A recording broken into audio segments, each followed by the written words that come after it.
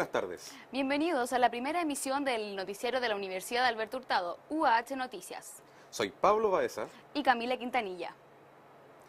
En noticias nacionales, el paro del registro civil se ha radicalizado tras más de 28 días de suspensión de actividades.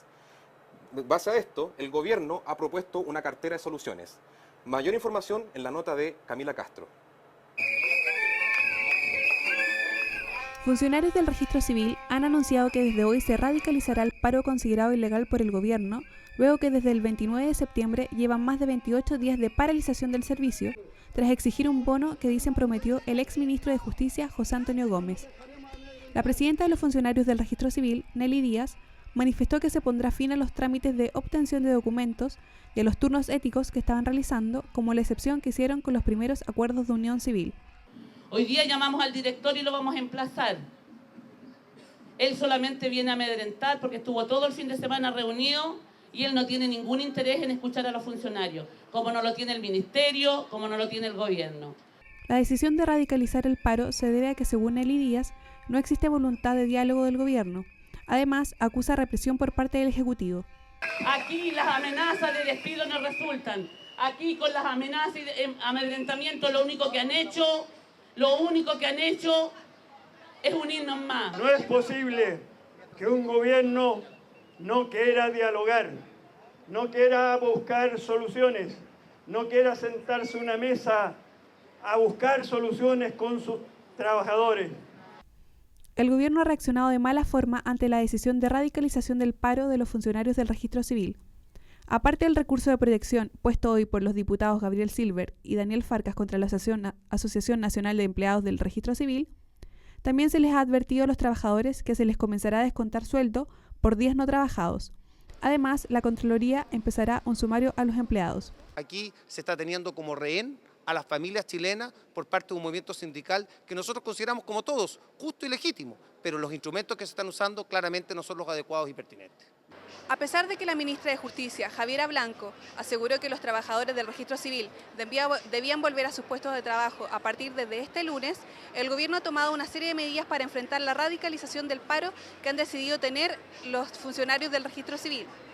Se aumentarán a 104 los puntos de atención y se habilitarán 63 oficinas portátiles para que las personas puedan hacer sus trámites. También se utilizarán intendencias, gobernaciones y oficinas del Instituto de Prevención Social. Además, Luis Acevedo, el recién elegido director del Registro Civil, anunció que se aumentará a 1000 la capacidad de entrega de documentos, cédulas y pasaportes. En medio de la caótica paralización de los funcionarios del registro civil, nuestro periodista José Monsalve fue a reportear sobre este tema y sobre el recurso de protección puesto por los diputados de la nueva mayoría. Esto fue lo que le dijeron. Tras 29 días de paro del registro civil, los diputados de la nueva mayoría, Gabriel Farcas y Daniel Silver, interpusieron en la Corte de Apelaciones un recurso de protección en contra de la presidenta de los funcionarios, Nelly Díaz, para que los trabajadores puedan volver a seguir haciendo sus labores normales y la gente pueda seguir haciendo sus trámites. Porque consideramos que se están afectando derechos constitucionales fundamentales de los usuarios del registro civil, sobre todo los usuarios más vulnerables. Yo quisiera hacer el contrapunto básico con lo que fue la lucha contra la dictadura. A mí me tocó como dirigente estudiantil, como secretario general de la fecha, incluso hacer un sinnúmero de llamados a protestas, pero nunca, y en una lucha contra una dictadura, nosotros llamamos a terminar con los turnos éticos. Cabe destacar que mientras los diputados estaban haciendo su punto de prensa, Gabriel Silver fue increpado por uno de los dirigentes de la ANEF, José Reyes, ya que a su parecer Silver estaba cometiendo un acto desleal con los trabajadores. Es una situación bastante más compleja y difícil de la que estamos viendo hoy día. Perdón, Daniel, si tú como diputado tenías tantas ganas de venir a poner un recurso de protección contra los trabajadores, ¿por qué no lo hiciste durante 29 días a conversar con la gente? ¿Por qué no bajaste al gremio y conversaste con ellos? ¿Por qué no conversaste con la Nelly? Se espera que durante los próximos días la Corte de Apelaciones se pronuncie respecto a esta petición de los diputados y saber si de una vez por todas se termina con el paro de registro civil, informó para UH Noticias Daniel Monsalve. Bueno, esperemos que la justicia resuelva a buen puerto lo que está ocurriendo en el registro civil y que la Corte de Apelaciones resuelva lo más pronto posible. En otras noticias, se realizó una encuesta callejera por nuestro periodista Matías Altamirano, quien consultó a los usuarios del registro civil cuál es su opinión y su malestar con respecto a lo que está ocurriendo por el paro. frente a la radicalización del paro de registro civil, el cual ya se extiende a casi un mes, decidimos salir a consultar a la ciudadanía. ¿Cuál es tu opinión acerca del paro de registro civil? ¿Te parece justo? ¿Qué te ha parecido la mediación de Nelly Díaz por parte de los trabajadores?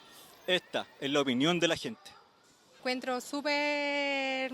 No, nada que ver, esa tipa no me parece en nada, no me parece sus razones, no le encuentro sentido a nada. A la gente que necesita sus documentos en forma urgente y también, de acuerdo a la información que he leído, injusto también por el lado de los trabajadores porque tienen bastante buena remuneración comparado con el resto del sector público. Y como extranjera, yo creo que los chilenos reclaman mucho, no saben lo que tienen, pero cada uno sabe por qué lucha por sus cosas. Mucha gente que está ahí toda la mañana, toda la tarde, a todo sol, entonces eso, nadie a nosotros se los devuelve eso, nada. Entonces, sin fin de trámites que la gente tiene que hacer y estamos viéndonos en esta situación que realmente es caótica. Creo que el gobierno es el que tiene también, un poquito de culpa porque tiene que ser un poco más duro. Para mí lo veo de esa manera, desde afuera, ojo. Pero bueno. Uno no puede hacer nada, como todo chileno, y para todas las cosas, todos los trámites te piden la célula. Como yo. Persona que se aprovecha de los demás para su propio beneficio, eso es lo que yo opino, para su propio beneficio. ¿Por qué? ¿Porque está tomando todo esto? No. Como vemos, el descontento de la ciudadanía es generalizado. Esperemos que luego de la radicalización del paro de los funcionarios se logre llegar a algún acuerdo que pueda ayudar a las personas que más necesitan la ayuda del registro civil. En otras temáticas tenemos el comentario político junto a nuestro periodista José Luis. Hola José Luis, ¿cómo estás? Buenas tardes Camila, buenas tardes Pablo. Bueno, como ustedes saben y la gente sabe en su casa, el miércoles pasado el Senado eligió al nuevo fiscal nacional, quien reemplazará a Sabac Chaguán a partir del 2 de diciembre. El elegido Jorge Abbott, quien fue escogido con 32 votos a favor y 2 abstenciones. Si bien el martes existía incertidumbre sobre la posibilidad de que fuera elegido, el miércoles fue una jornada exitosa tanto para el postulante como para Chaguán y La Moneda, quienes lo promovieron. Sin embargo, este fin de semana, el diputado del PPD, Jorge Tarut, emplazó al nuevo fiscal nacional a referirse a una supuesta reunión que éste habría tenido en la casa del senador Girardi en el mes de septiembre y donde también habría participado el abogado Ciro Colombra, quien es abogado de Marcos Enríquez Gominami, justamente investigado por supuesto financiamiento irregular de campaña. Lo cierto es que esto se enmarca dentro de los cuestionamientos también, por supuesto, lobbies de parte del fiscal de turno Chaguán para que el abogado Abbott fuera elegido y fuera quien lo sucediera finalmente. El fin de semana, la versión online del diario The Clinic confirmó la información de esta reunión a través de del círculo cercano del senador Girardi, pero quienes sin embargo no confirmaron ni desmintieron la presencia de Ciro Colombra, quien sí al día siguiente de publicar esta información se comunicó con el medio para confirmar la reunión, pero dijo que todo había sido porque Girardi lo había invitado, porque lo asesora en temas judiciales y todo eso. El PPD, por su parte, dijo que esta reunión se enmarcaba dentro de las políticas institucionales para conocer a todos los candidatos al sillón del Ministerio Público. No obstante, esto ha generado un manto de dudas, dado que también Chaguán, dentro de su ejercicio, ha tenido este año gestos para con la defensa de los acusados y formalizados en los casos Penta y Soquimich, a quienes les ha ofrecido salidas alternativas y juicios abreviados.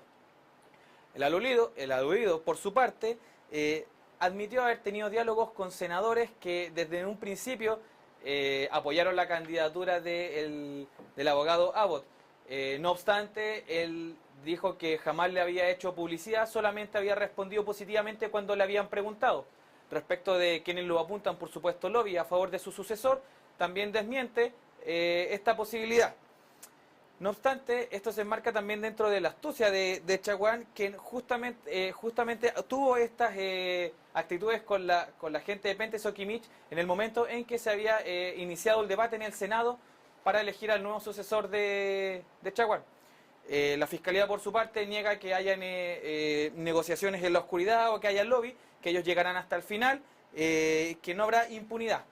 Finalmente, el protagonista de toda esta historia, que es Sabac Chaguán, el viernes dio un golpe de timón y pidió el desafuero del senador de la UDI, Jaime Orpiz, para formalizarlo por cohecho, lavado de activos y fraude al fisco en el contexto del caso Corpesca. Ese ha sido el informe de esta semana, Camila y Pablo. Muchas gracias, José Muchas Luis. gracias. Hasta luego. Bueno, ahora nos vamos a una pausa comercial. Ya volvemos. Estuvo bien bueno. París presenta Lookbook. Elige tu look.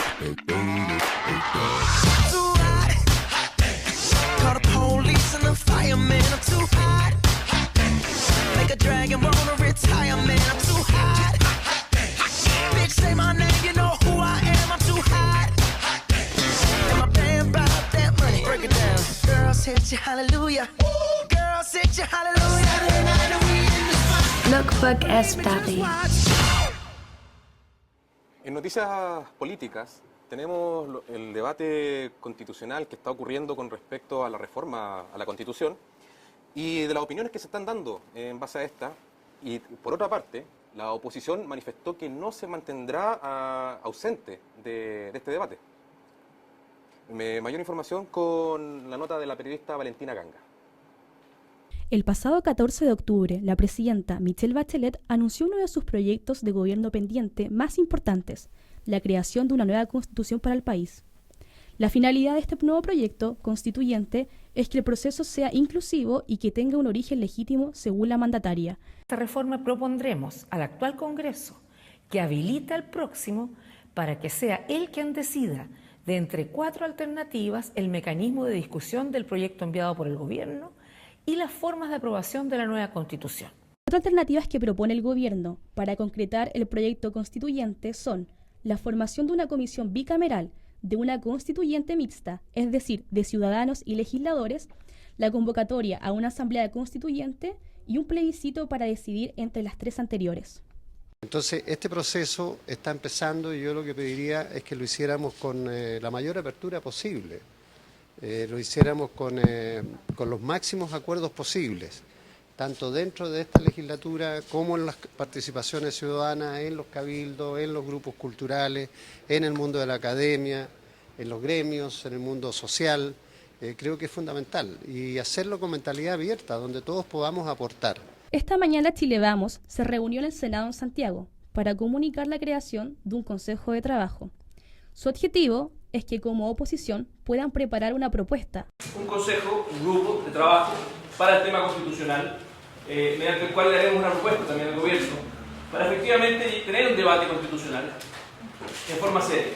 Ojalá que tengamos al país enfrentando este debate con contenido, no simplemente con grandes anuncios. Se estima que la nueva Constitución vea la luz el año 2018. La reforma será en base a 54 cabildos ciudadanos en provincias y regiones monitoreados por el Consejo Ciudadano. Esta mañana el gobierno lanzó la nueva campaña de seguridad ciudadana, la cual intentará impulsar en los siguientes meses. Y sobre más información al respecto tiene nuestro periodista Ignacio Alarcón. Este año la delincuencia en el país ha preocupado a gran parte de la ciudadanía. Según las últimas encuestas, es el problema que más dedicación le debe dar el gobierno. A raíz de esto, el gobierno impulsará una campaña comunicacional sobre seguridad ciudadana para informar a la población las medidas que tomará el Poder Ejecutivo con respecto a los planes de seguridad. La campaña, que tiene como eslogan Chile es nuestro, es hasta ahora la más costosa que se ha realizado bajo el gobierno de Michelle Bachelet. El gasto estatal asciende a los 440 millones de pesos. La campaña será difundida a mediados del mes de noviembre con spots publicitarios en televisión abierta, frases radiales, gráficas en la vida pública y videos virales. El publicista y director de la misma carrera en la Universidad Diego Portales, Cristian Leporati, se refirió así sobre la campaña. No es caro, o sea, a ver, se siente que es mucho dinero. Hablar de 400 millones de pesos es dinero, indudablemente, pero en el mundo de las comunicaciones comerciales, en la cual los 30 segundos te pueden costar 3, 4 millones en hora prime, de un comercial, por ejemplo en televisión, y estas campañas son para televisión esencialmente, porque llegan a un espectro muy grande de la población. Al mismo tiempo que la delincuencia se gana la atención de la población, la preocupación ciudadana en torno a temas como salud, educación, sueldos y corrupción ha disminuido. Sobre el cómo se aborda la delincuencia en los medios de comunicación, Cristian Leporati se muestra crítico. Hay hartos estudios internacionales también al respecto de cómo la televisión influye en la opinión pública, la sensación, cómo incrementa la sensación de inseguridad, ¿te das cuenta? Y ahí tenemos noticiarios clásicos ya como Chilevisión, que apelan frecuentemente a la delincuencia como contenido permanente para poder generar rating. La idea del gobierno es trabajar en conjunto con la ciudadanía para la lucha contra la delincuencia e invita a esta a formar parte de las medidas efectivas, tales como los programas Juntos Más Seguro, Entrega tu Arma y Denuncia Seguro. Esto se pretenderá lograr con mensajes como trabajamos por la seguridad de todos, pero contigo. En el ámbito económico, tenemos hoy el comentario de nuestro periodista Nicolás Osorio, que nos relatará qué ocurrió en esta junta que tuvieron los accionistas de Codelco en pos a las miras a futuro que podría tener la caída del precio del cobre. Muy buenas tardes, Nicolás, ¿cómo estás? Muy bien, Pablo, aquí me encuentro. Hola Camila, buenas tardes. Bueno, yo les voy a contar principalmente qué está pasando hoy con el cobre, porque principalmente la caída del valor del cobre ha hecho que Codelco durante los últimos meses haya tenido una baja en su crecimiento. Y esto se refleja claramente en la situación actual que presenta la minera estatal. Si bien hoy en día hubo una junta extraordinaria de accionistas, ellos se dedicaron principalmente a fijar el presupuesto que se tendría en el futuro y también el foco que va a tener la minera estatal. ¿Qué pasó? ¿Por qué bajó el cobre? Para que la gente también lo entienda en la casa, esto ocurrió debido a que la demanda asiática, principalmente China, bajó. En el 2013 el cobre tuvo su pic. Después que tuvo su pic, bajó debido a que con la crisis mundial económica no se tuvo tanto como el feedback que se tenía desde un principio. Entonces, como se pide menos cobre desde Asia, Chile se quedó con una sobreproducción, porque eso fue lo que hizo. Tuvo una sobreproducción pensando que en el futuro iba a pasar lo siguiente y se vio con el cobre hoy en día en las manos. Como Chile confió en eso, tuvo que tomar ciertas medidas. Y ante eso, el horizonte que tiene también la minera estatal, que es Codelco, no es el mismo que tenía hace un año y medio. Y por lo mismo, llegó y se vio una nueva inversión. ¿Hacia dónde va esto? Y como lo explicó Nelson Pizarro, quien es el mandamás del cobre, lo va a hacer hacia una minería del futuro, que es una minería que podría ser incluso sustentable, chiquillos. Los ministros de Hacienda y también de Minería presenciaron esta reunión. Y en esto vieron principalmente cuáles podrían ser los efectos que podría tener Chile con todo esto. Y eso va a ser la falta de presupuesto que cerca del año 2017 podría tener el país. Una falta de presupuesto que eso se podría ver en la reforma y que también podría afectar directamente a todos los chilenos. Los proyectos estructurales son principalmente los que se revisaron en esta reunión. Proyectos estructurales, por ejemplo, de expansión. Proyectos estructurales que, por ejemplo, se va a ver en lo que va a pasar con el subterráneo que va a tener la misma mina de Chuquicamata. Todo puede decir, una mina la más grande tajo abierto del mundo, sí, va a tener como adentro una mina subterránea que también después va a terminar saliendo a tajo abierto. ¿Por qué a Chile también esto le preocupa? Porque hacia los demás países, los países extranjeros, principalmente los de la región, se podría ver como que tuviera una cierta inestabilidad económica. Y eso es lo que el gobierno quiere como totalmente evitar. Y bueno, como se veía hace un rato aquí en la gráfica, ¿cuál ha sido la solución que dieron los inversionistas? Es que se produzca a un menor costo. Pero como se va a producir a un menor costo, esto también va a hacer que se venda a un menor costo. Por lo mismo, los porcentajes de la producción total de hoy, el 100%, en el 2025 sería solo de un 43% y en el 2030 de un 25%.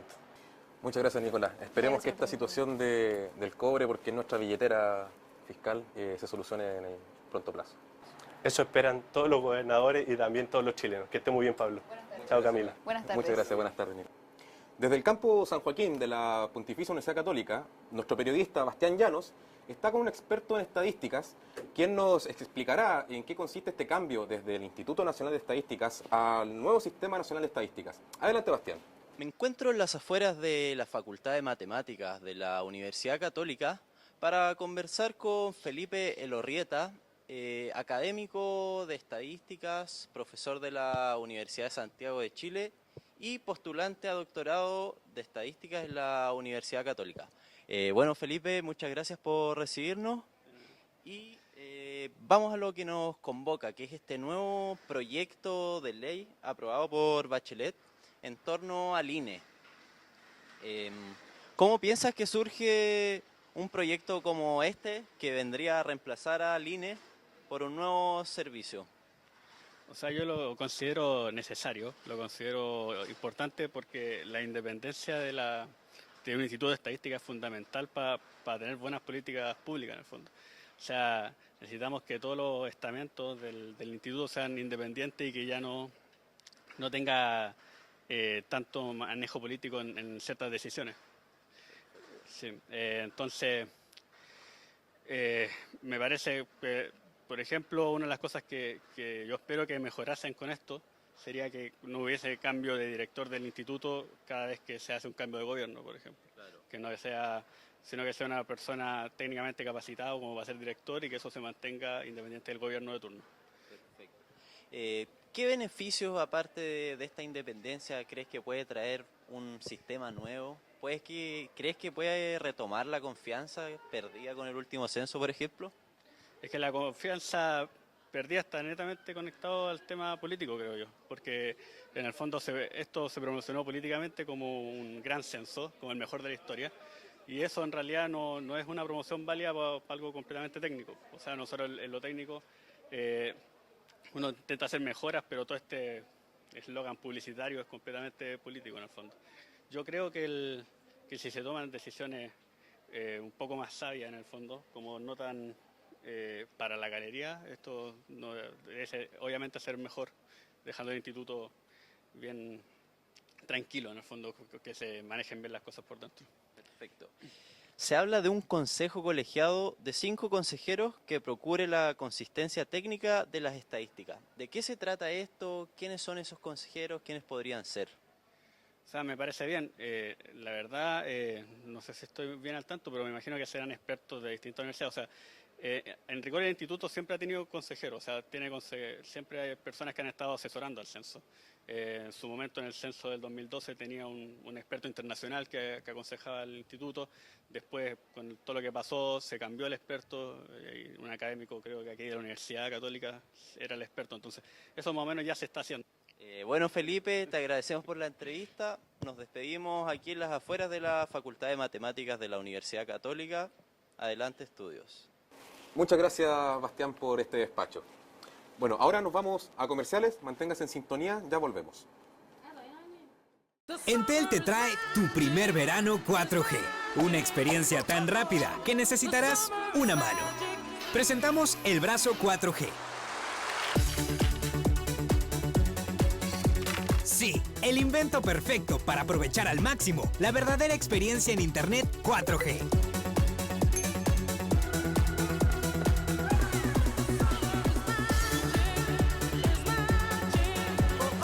Verano 4G. El verano y el Internet que quieres. Migra a Entel, la señal que estabas esperando. Gracias por mantenerse en sintonía. Ahora vamos con el comentario internacional de Florencia Hidalgo, quien nos explicará qué está sucediendo en Argentina con la segunda vuelta y el balotaje político. ¿Cómo está, Florencia? Hola, buenas tardes, Pablo. Buenas tardes, Camila. ¿Cómo están?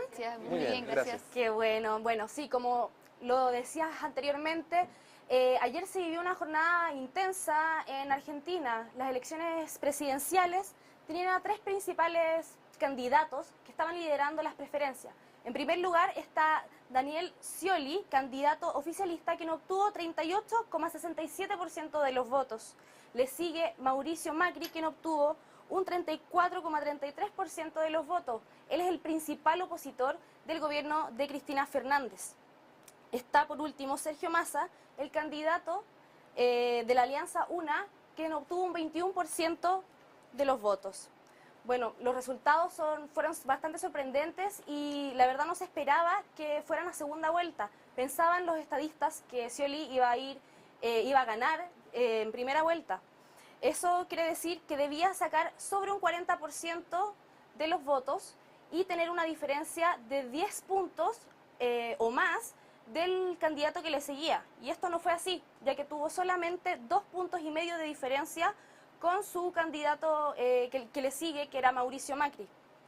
Según el analista político argentino Julio Bortman, esto se debe principalmente a que los votos peronistas se fueron con Sergio Massa. Y eso también explicaría que los votos que se vienen para la segunda vuelta se van a ir la mitad con Scioli y la mitad con Macri. Además, afirma el analista político, que es esencial la relación que tiene Scioli con Cristina Fernández para que éste pueda llegar a la presidencia. Y ante un posible gobierno de Macri, este cree que culpará al gobierno de Cristina Fernández de la crisis política y económica que está viviendo Argentina en este momento. Además, integraría a su coalición miembros del Partido Peronista, lo que desestabilizaría un poco al Frente para la Victoria, el partido de Cristina Fernández. Esto también ha hecho un poco de ruido, como decía anteriormente, el tema de la unión que tiene Scioli con Cristina Fernández, porque en un comienzo él había dicho que iba a mantener una distancia de este gobierno, lo cual se vio reflejado en las encuestas, en las primarias, que bajó su porcentaje de votos. Muchas gracias, Florencia. Muchas gracias, Florencia. Por esta opinión. Así vemos como que hay un panorama bastante incierto para... Sí, vamos a esperar el 22 de noviembre la segunda vuelta y el futuro presidente de Argentina luego de 12 años de los Fernández Kirchner en el gobierno. Muchas gracias, Florencia, por tu comentario. Bueno, en medio de una jornada dificultosa se estaba discutiendo la ley de presupuesto en el Senado. Con más detalle, nuestra periodista en un móvil, Judith Herrera. Ahí está. Judith, ¿estás ahí? Así es, Camila, nos encontramos en el Parlamento, donde se han vivido unas intensas jornadas de la discusión de la Ley de Presupuesto 2016. La semana pasada ya se venía dando la pelea, específicamente la Comisión Mixta de Hacienda y Obras Públicas, cuando el MOP presentó su Ley de Presupuesto. Esto fue cuando los parlamentarios decidieron rechazar el presupuesto dedicado a las nuevas líneas de metro, debido a que este considera el 95% de los presupuestos para el MOP. El día de hoy ha seguido la jornada. A las 11 de la mañana empezó de la subcomisión mixta la votación para el presupuesto del Ministerio de Salud. Hasta ahora sigue votándose aquel presupuesto, sin considerar las siguientes partidas. Ahora nos encontramos con el diputado Giorgio Jackson para saber qué le ha parecido estas semanas de votaciones en la Cámara. La verdad es que ahora se está discutiendo principalmente la discusión presupuestaria, es la discusión que se discute todos los fines de año, desde octubre y noviembre, son los meses donde se zanja el presupuesto de la Nación del año siguiente, y este año ha estado particularmente marcado por dos hechos. El primero tiene que ver con la implementación de la gratuidad el próximo año y cómo podrían o no entrar algunas universidades a que un porcentaje de sus estudiantes ya estudie de manera gratuita, y por otro lado la discusión con respecto a los recursos para el proceso constituyente y la parte de formación cívica, que por lo que tengo entendido ya fueron aprobados y ahora estarían esperando la ratificación en las salas. Gracias, diputado. Un gusto. Vale. Como podemos ver, la discusión aún está muy intensa. Hoy día todavía falta que termine la jornada y el próximo lunes se votará la partida para el Ministerio del Interior y Seguridad Pública. Además, el Ministerio de Obras Públicas también tendrá que seguir la jornada esta semana, después de que la Comisión Mixta pueda ver los estudios que han realizado y decidir si sí o si no votará a favor de aquella partida. Adelante, estudios. Muchas gracias, Edith, por el despacho en vivo. Bueno, Pablo, sigue tú. Bueno, en otra situación compleja, entramos en el área del deporte, en la situación que está viendo la Universidad de Chile, ahora que va a debatir el superclásico con Colo-Colo. Mayor información en la nota deportiva con Nelson Martínez. Esta mañana, en el Centro Deportivo Azul, Leandro Venegas, el delantero de la Universidad de Chile, abordó lo que será la semana del superclásico del fútbol chileno y analizó el mal momento de la U. Partido, otros 90 minutos, es otro superclásico, todo es diferente, son momentos únicos, partido único. Lo que haya pasado antes o lo que vaya a pasar después no sirve de nada, solamente tenemos que pensar en el partido que va a ser el sábado. De esta manera, Venegas señaló que el plantel saldrá en busca de la victoria en el Estadio Monumental para así romper con una racha de 14 años sin triunfos ante los colocolinos. Solo pienso que la U gana, eso nada más. Después, lo que pasa con el rival es incumbencia de ellos, nosotros solamente pensamos en ganar para regalarnos una victoria a nosotros. Declaraciones que marcan una semana clave para los azules, con sus pretensiones de mejorar en la tabla de posiciones y así revertir el mal momento a costa de su clásico rival. Ha llegado la hora del deporte y para eso estamos con nuestro periodista experto en el tema, Pavel Burton. Buenas tardes. Ha llegado la hora del deporte y para eso estamos con nuestro periodista experto en el tema, Pavel Burton. Muy buenas tardes, Camila. Buenas tardes, Pablo. Colo-Colo nuevamente vuelve a ser polémica este fin de semana. Si la semana anterior la polémica fue el desvinculamiento de Humberto Suazo, producto de su pelea que tuvo con el ayudante técnico Pedro Reyes, luego de que fue sustituido en el partido ante San Marcos, la polémica de esta semana fue el grave error que tuvo el juez asistente Julio Bascuñán y su juez de línea, ya que cobraron un penal a pocos minutos del final en el partido entre Colo-Colo y Huachipato. En ese sentido hay que ser muy sincero a la hora de plantear este problema, ya que desde los anales del fútbol que vienen sucediendo polémicas y errores arbitrales. Eso va a estar siempre, siempre va a estar en que haya errores, haya polémicas, haya fallos arbitrales. Ya, aunque sea pongan ojo de águila, pongan 2 árbitros detrás del arco, pongan 6 árbitros dentro de la cancha, siempre van a haber errores, eso va a estar siempre. Bueno, sobre todo considerando que los árbitros no pueden fallar, porque en este campeonato quedan 5 fechas para el final y el campeonato está muy duro arriba, los equipos están muy parejos, entonces cualquier error, cualquier fallo arbitral va a perjudicar al equipo, ya sea al equipo rival, al equipo favorecido o al equipo que está en el segundo lugar, en este caso Universidad de Concepción. En el minuto 73 vino la paridad para el conjunto acerero tras un gran arranque por la izquierda del volante Dumas, que se va al enganche, logra dar un pase a Otero, que lanza un gran remate abajo, que da rebote a Justo Villar, y logra captar Parragués para poner la paridad para el conjunto acerero. Era el 1-1 de Huachipato y Colo-Colo. Pero, sin embargo, más tarde, aquí estamos viendo la repetición, la gran diagonal que hace Dumas, el gran remate de Otero, que da rebote a Justo Villar, está habilitado Parragués, y a quemarropa lanza el remate, el empate para Huachipato, en su justa medida. Justicia divina puede haber sido porque Huachipato era más en ese segundo tiempo, ya bastante avanzado el segundo tiempo. Sin embargo, en el minuto 80 vendría la gran polémica de este partido. Acá Esteban Paredes lanza hacia la izquierda para que corra el juvenil Camilo Rodríguez, que es derribado por Bizama, el defensor de Huachipato. Y aquí en la reiteración vamos a ver que va hacia la pelota el defensor. Esta repetición no queda muy claro, pero en esta repetición, a ver, acá se nota que Camilo Rodríguez, Bizama va muy bien a la pelota abajo y Camilo Rodríguez se deja caer para que Bascuñán logra caer en la trampa del volante de Colo-Colo y que es aprovechado por Esteban Paredes, que lanza un remate arriba y logra poner el 2-1 para Colo-Colo, lo que deja a Colo-Colo momentáneamente puntero absoluto del campeonato con 24 puntos, a la espera de lo que haga hoy Universidad de Concepción, ya que juega con Audax Italiano en el Bicentenario de la Florida, partido que de ganar el Campanil quedaría como único puntero junto a Colo-Colo. Bueno, muchas gracias, Pavel. Se ve bastante ardua la pelea ahí de Colo-Colo con Huachipato. Muchas gracias por tu comentario, Pavel. Muchas gracias, Pavel. Buenas tardes. Bueno, ahora nos vamos a una breve pausa, ya volvemos.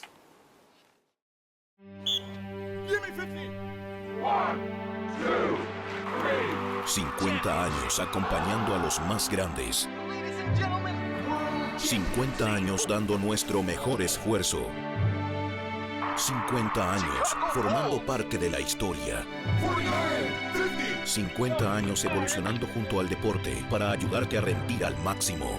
Gatorade, edición aniversario, 50 años, gana desde adentro.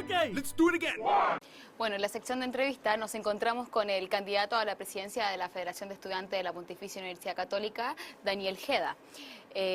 Buenas tardes. Buenas tardes. ¿Cómo estás, Daniel? Bien, ¿y ustedes? Muchas gracias por estar aquí. No, muchas gracias a ustedes por la invitación. Ya. Bueno, primero quiero preguntarte sobre ustedes como agrupación de izquierda de la Católica, ¿cómo pretenden proyectarse políticamente fuera de la universidad? ¿Cómo creen hacer política fuera de la universidad?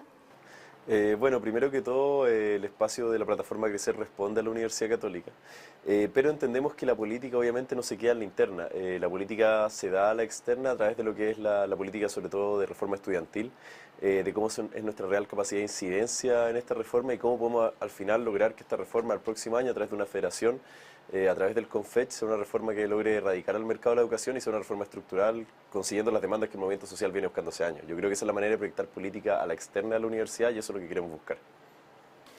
Daniel, ¿existe preocupación en crecer dado la historia política de la Pontificia Universidad Católica, ya que es el alma mater de Jaime Guzmán? De los docentes, directivos y alumnados, ¿ustedes sienten que podría truncar los proyectos de ustedes a futuro? Si llegan a salir electos. Mira, eso siempre es complejo, nosotros sabemos dónde estamos haciendo política, yo personalmente pertenezco a la Facultad de Derecho, que es una de las más reaccionarias tal vez, y entendemos que las autoridades y tal vez a ciertas facciones de la universidad no les gusta que nosotros estemos llegando a esta posición. Pero dentro de eso nosotros sostenemos que mientras haya una comunidad que pida cambios, mientras haya un estudiantado que esté con nosotros, esperamos que las autoridades se abran al diálogo, esperamos que las autoridades se abran al diálogo para estos cambios porque ese es el camino al final. Nosotros entendemos que es difícil, entendemos que hay sectores que no les gusta, pero efectivamente vamos a intentar buscar ante todo este diálogo y ante todo este diálogo por los cambios, por las transformaciones. Disculpa, pero ¿ha habido alguna manifestación concreta de que existe una voluntad de diálogo? Mira, yo creo que esto se va a ver cuando efectivamente seamos federación. Yo creo ya que hay ciertas señales, yo creo que ni las autoridades ni nadie se esperaba el porcentaje que sacamos en primera vuelta. Y eso ya lo podemos ver reflejado en cómo, por ejemplo, hoy en día el rector cambia su postura de gratuidad de un día para otro. Yo creo que hay señales de que la comunidad está descontenta y esas señales yo creo que se van a ir manifestando con el tiempo, sobre todo a medida que seamos federación. Bueno, Daniel, tú en entrevistas anteriores dijiste que tú estabas a favor sobre la lucha de los bienes nacionales, por ejemplo, como la lucha que tiene Evo Morales en su país, junto con el proceso político también que se ha vivido en Venezuela y que finalmente creías que el proceso político de Venezuela podría considerarse positivo. Con ese tipo de declaraciones, ¿no crees que se te podría hacer un poquito difícil la pelea cuando salga electo, que incluso la trinchera de tu universidad, la otra trinchera de tu universidad, te puede usar este tipo de declaraciones en contra? Mira, yo creo que obviamente son declaraciones complicadas que complican al estudiante promedio de la PUC, que complican a nuestras autoridades. Pero hay que entender que por mucho que nosotros estemos haciendo una política de masa, hay ciertas convicciones y hay ciertos principios que no se pueden dejar de lado. En ese sentido, yo creo que hacer un análisis político que sea serio, que considere todas las variantes, yo creo que no es malo. Y en ese sentido, abrir la discusión sobre lo que pasa en Venezuela, sobre lo que pasa en otros países, y hacerlo desde un punto de vista en el cual se tomen las temáticas en serio, se analicen todas las variables, yo creo que es algo que va a permitir abrir la discusión más que cerrarnos puertas. Entendemos que las primeras reacciones no siempre van a ser positivas, pero yo creo que temáticas de este nivel es necesario también abrirle a la discusión. Eso sin perjuicio de que son temáticas que yo creo que al estudiante promedio de la UC y al estudiante y al miembro de nuestra comunidad en promedio tampoco les son tan relevantes para la labor de una generación. Disculpa, Daniel, tú eres de izquierda, por supuesto, pero ¿tú empatizas con el marxismo? Mira, obviamente si uno es de izquierda tiene cierta cercanía con lo que es el marxismo. Somos una plataforma de izquierda, en el sentido de la izquierda está ligada directamente a lo que es el marxismo. Pero yo, efectivamente, esa es la ligación que sea. ¿Y crees que esto se te puede jugar en contra como candidato? Es que yo creo que hoy día tenemos que enfocarnos más allá de plantear como ciertas posiciones ideológicas en el debate público, de plantear lo que hoy día es un proyecto transformador que hoy día hace acogida tanto en nuestra comunidad, que es una comunidad un poco dolida, una comunidad un poco molesta, y tanto en el plano nacional, donde hoy en día tenemos una sociedad que le urgen transformaciones profundas. En ese sentido, yo creo que estancarse en discusiones ideológicas en el debate público no contribuyen tampoco a la solución de estas problemáticas. Daniel, tú en una entrevista al medio de prensa de tu universidad, manifestaste una admiración por Allende y que también tiene ciertos alineamientos con Boric. Y dentro de esa situación, tú hablaste también del estudiante promedio de la Pontificia Universidad Católica. ¿Por qué una persona que se alinea con lo mencionado decide estudiar en la Universidad Católica y no en la Universidad de Chile? Bueno, primero que todo yo creo que cuando uno entra a la universidad no solamente uno responde a criterios ideológicos o de formación, muchas veces se dan otro tipo de relaciones como necesidad de ingresar a cierta casa de estudios por ciertos puntajes, por ciertas becas. En ese sentido el estudiante que entra a la Universidad Católica es bastante más variado de lo que se cree afuera. ¿Por qué no entrar a la Universidad de Chile? Porque yo creo que todos los espacios son válidos para dar discusiones, son válidos para disputarlo.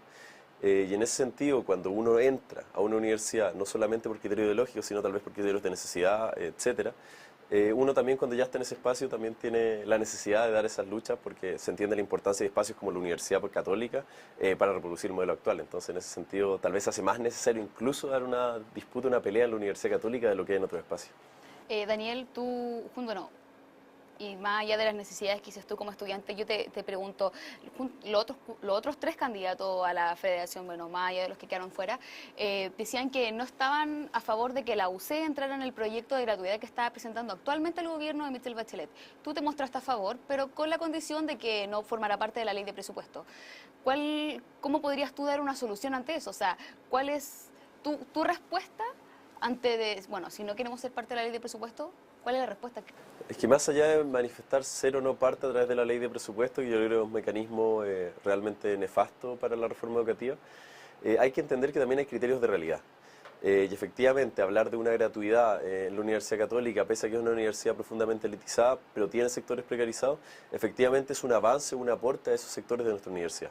En ese sentido, más que subirnos o no con las condiciones actuales, hay que entender que estas condiciones van a cambiar en los 2 meses que quedan. Pero lo más importante hoy en día es que nuestra universidad, al igual que la mayoría del resto de las universidades del Consejo de Rectores, por ejemplo, estén dando las discusiones con la reforma educativa, para que esta gratuidad cumpla los fines que tiene que cumplir. ¿Pero qué modelo es el que propone, por ejemplo, tu grupo, tu Crecer? ¿Qué es lo que propone Crecer? Bueno, nosotros en conjunto con el movimiento social planteamos una gratuidad mediante aportes basales que cubra el 100% del financiamiento de las instituciones, que sean de libre disposición y que contemplen docencia, investigación y extensión. Y además esta gratuidad tiene que venir con criterios mínimos para ser entregada a las instituciones, como por ejemplo son la democratización efectiva de los planteles, la revisión de las condiciones laborales al internet, tanto de trabajadores como de profesores, por otro lado asegurar la real libertad de cátedra al interior de esta, y en un último punto, lo que es un marco regulatorio único que contempla a nivel nacional, que revise que la orientación del conocimiento de los planteles se deba a la comunidad que defina su proyecto educativo y por otro lado que este esté orientado a las necesidades de las problemáticas del Chile actual. Eso tiene que ser los criterios mínimos de financiamiento y esta gratuidad entendida como aporte basal que contempla estos 3 ejes. Muchas gracias, Daniel. Muchas gracias, Daniel, por esta entrevista y por este tiempo. Gracias por tu tiempo. ¿Viste el auto del novio? Sí, mira qué lindo el diseño. Mira qué lindo se ve. ¿Viste lo fuerte que es?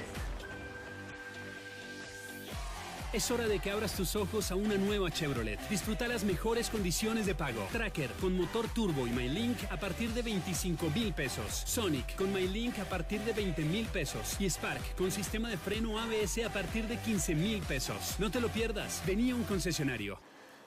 Ahora estamos con las noticias... Las noticias regionales, Pablo, como se te olvida.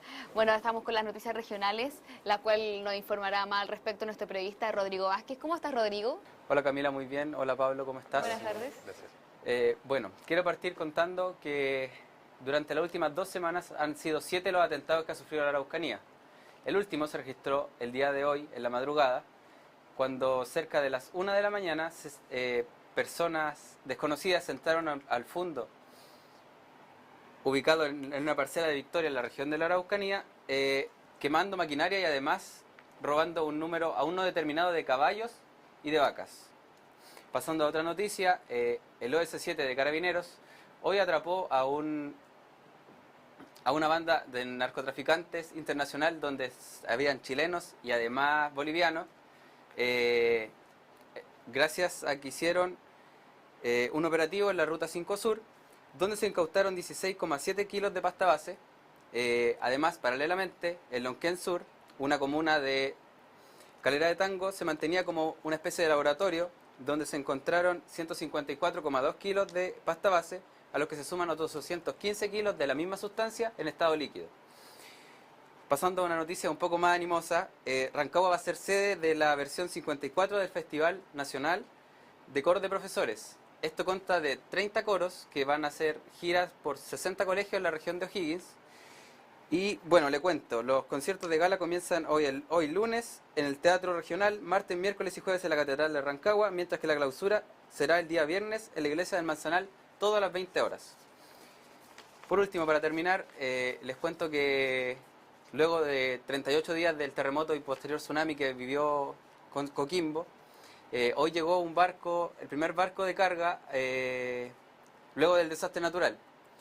El barco viene de Buenaventura, es colombiano y tiene 21 toneladas de carga mineral de la empresa TEC. Con esta llegada del buque, vamos a ver que paulatinamente las operaciones del terminal van a seguir en curso y van a reiniciarse.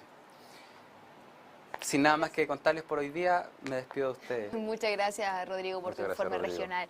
Bueno, con más noticias, estamos con la nueva campaña, con el nuevo concurso, perdón, del CERNAC, el cual se llama Con su cuento, el cual consiste en que consumidores del CERNAC puedan escribir cuentos de 300 palabras, máximo 300 palabras.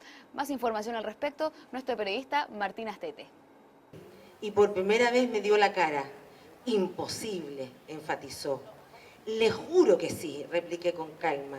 Falta el curso de atención de público. Adivine quién debe inscribirse. Con el relato de la única ganadora del concurso Con su cuento, se lanzó la segunda versión de esta iniciativa cultural impulsada por el CERNAC. Esta pretende dar visibilidad a los consumidores, permitiéndoles narrar sus experiencias de consumo a través de cuentos de no más de 300 palabras. El director del CERNAC, Ernesto Muñoz, enfatizó en la finalidad de la iniciativa. Hacer llegar a las personas mayores, a las grandes y también a los jóvenes esta oportunidad que tiene un premio, pero también va a tener una difusión en todo Chile a través de calendarios y también a través de postales que nosotros vamos a estar entregando en las oficinas del CERNAC, y todo Chile entonces va a poder conocer su historia de consumo. Por su parte, la directora del Servicio Nacional del Adulto Mayor, Rayén Inglés, recalcó el reconocimiento del adulto mayor como consumidor. Los adultos mayores en general se postergan a sí mismos respecto de lo que significa exigir sus derechos. En este escenario nosotros llamamos a los adultos mayores a ser parte de una nueva construcción social donde ellos sean protagonistas, pero además de eso, nosotros como gobierno, como Estado, facilitar también el protagonismo desde el ejercicio de sus propios derechos. El concurso premiará 2 cuentos por región y cada persona recibirá 250.000 pesos. Además, las historias ganadoras serán difundidas y recopiladas en un libro para finalmente ser entregadas por el CERNAC en las diferentes actividades que realicen durante el año. Los cuentos se podrán enviar hasta el 28 de diciembre en los buzones dispuestos por el CERNAC o en su página web. En Tendencias, se inauguró la nueva sala de Ciencia, Arte y Tecnología en el Museo MIM. La nota es de Nicolás Sáez. 15 módulos interactivos contiene la nueva sala inaugurada por el Museo Interactivo Mirador, la cual intenta fomentar la ciencia detrás del arte. Con esta sala se busca la llegada de más de 80.000 estudiantes en caso vulnerable, los cuales entrarían de forma gratuita al museo. La nueva sala de 215 metros muestra la ciencia detrás del arte y permite descubrir cómo la tecnología es un instrumento de construcción estética. Entre los módulos más novedosos está La Reactable, que compone ritmos y melodías digitales, utilizado por artistas como Björk o David Guetta.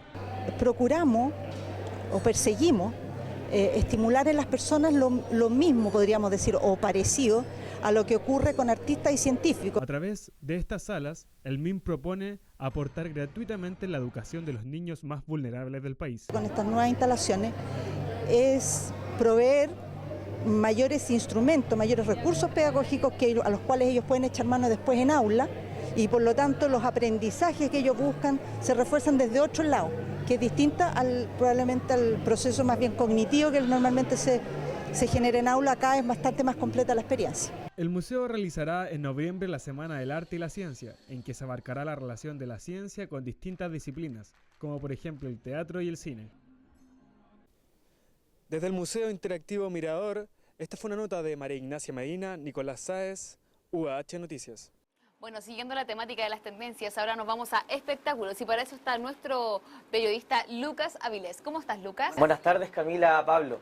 Buenas tardes. La agenda cultural y espectáculos de esta semana estará marcada por las tendencias musicales. En nuestra capital podremos disfrutar de 2 grandes conciertos, el legendario Sting y el consolidado cantautor irlandés Damien Rice. Sting llega precedido de su larga trayectoria musical, con más de 100 millones de discos vendidos, con más de 20 premios de los más importantes en la industria, Grammys, Emmys, incluso nominaciones al Oscar. Temas que han quedado en el disco duro de la gente como Shape of My Heart, Roxanne, incluso Englishman in New York. La primera vez que nos visitó fue en el Festival de Viña en 1982, con la histórica banda The Police. Justamente la última vez que nos visitó fue en el Festival de Viña también, en la Quinta Vergara, con un concierto sinfónico espectacular que es recordado hasta el día de hoy. Damien Rice, por su parte, nos trae su nuevo álbum, que se llama My Favorite Faced Fantasy, con el cual ya consiguió un triple disco de platino en el Reino Unido. Recordemos que su primera y única visita en nuestro país fue el año 2009, en el cual nos deleitó con grandes temas como Cold Water o The Blower's Doctor, que han sido utilizados también en la industria cinematográfica. como en series de OC, CSI Miami y en películas como Closer. Su gira por Latinoamérica comenzó hace 6 días en Manaus, Brasil. Ambos shows son el mismo día. ¿A cuál ir? Bueno, la crítica especializada nos habla de distintas características en la puesta de escena, pero parecidos gustos musicales. Damien Rice nos trae un show íntimo, cercano, distinto, te diría palpable desde el sentimiento mismo a la hora de el cantautor al cantar, al interpretar. Incluso te diría que se atreve a contar sus experiencias, a comentarnos sobre las invenciones de sus canciones. Como una anécdota, hace 6 días en Manaus, Brasil, terminó tocando las últimas canciones en la calle, así que a la gente que no tiene su entrada le recomendaría que se dé una vuelta por Plaza Italia. Por su parte, Sting nos trae un concierto más grande, más imponente, con luces y sonidos intensos. Te diría que un recorrido por la trayectoria que tiene e incluso una invitación a una noche largamente melancólica. Las entradas pueden ser adquiridas por Punto Ticket, aproveche que son las últimas que quedan, y Damien Rice, lamentablemente tengo que informarles que las entradas ya se encuentran agotadas. Ese ha sido el comentario musical de la semana. Muchas gracias. Muchas gracias, Lucas, por tu comentario. Buenas tardes. Buenas tardes, Lucas. En otras noticias, ahora en nuestra sección de redes sociales, nuestro periodista Pablo Rojas hizo un análisis con respecto a la admisibilidad del desafuero del senador Orpiz. Pablo. Hola Camila, hola Pablo, ¿cómo están? Hola. Bueno, las redes sociales han estado muy activas hoy día, sobre todo por la noticia que se supo hace un par de horas, que el Jaime Orpiz, senador de la UDI, va a estar, se aceptó el recurso que se presentó para poder desaforarlo, recurso que presentó el fiscal Sabás Chaguán, y los tuiteros no han demorado en mostrar su reacción y su descontento y algunos su alegría respecto a este tema. Por ejemplo, el Dínamo publicó un reportaje sobre la ex asesora de Orpiz, que dijo que la única vez que entró al Congreso fue para cuando estaba en cuarto medio, lo cual es un poco irónico y es algo que demuestra la reacción que tiene la gente, sobre todo en Twitter. Las redes sociales se han mostrado muy descontentas con lo que es la actitud de algunos políticos. Como pueden ver, hasta han hecho memes. Presidente UDI, tenemos mucha confianza en Jaime Orpiz, poniendo la cara de don Francisco sorprendido, porque ya nadie le cree a los políticos. También tenemos reacciones inmediatas, como por ejemplo, es una democracia decente en donde las instituciones sí existen. Jaime Orpiz, Sena Fonbaer ya habrían renunciado. Eso significa que, como vemos, muchos tuiteros, y esto también se está manifestando mucho en Facebook, pero nosotros vamos a poner más lo que es Twitter, es que demuestra la ira que tiene la gente respecto a los políticos. La gente ya no le cree a los partidos políticos, a los movimientos, y no sé cómo explicar bien el hecho de que, si tú te das cuenta, Twitter se está mostrando como la voz de la ciudadanía actualmente en un periodo que ya vamos a estar próximos a elecciones municipales. Así que los políticos tienen que estar muy atentos a lo que son las redes sociales para ver el comportamiento de sus votantes. Así que hay que estar atentos, sobre todo que ahora se viene el nuevo fiscal. Así que hay que estar atentos a lo que se viene con los movimientos que están a venir, los juicios, y vamos a ver qué dice Twitter respecto a esto. Muchas gracias, Pablo, por este tecnológico informe que nos has hecho. Gracias a ti, Pablo. Gracias, Camil. Hasta luego. Bueno, hemos llegado al fin de esta sesión. Esperamos contar con su sintonía para la próxima edición de Noticias UH. Buenas tardes y muchas gracias por la sintonía.